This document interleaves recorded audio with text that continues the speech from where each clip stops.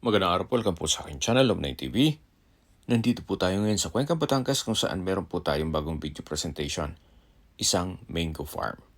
May lot area po ito na 2 hectares o 20,000 square meters. Napakatahimik po ng lugar, sariwang hangin at malamig po ang klima.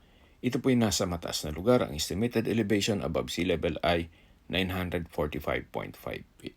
May access na rin po dito ng tubig, kuryente at internet provider. Mula po sa National Highway, napakalapit lang po nito. 950 meters lang po. Kaya ito po ay accessible ng public transportation. Ito po ay income generating gawa ng namumunga na po itong mga mangga. Patag na patag po ang lupa, kaya usable po lahat. Wala pong masasayang. Binebenta po ito ni owner sa halagang 1,200 pesos per square meter. Kung may mga katanungan po kayo, tawag lang po kayo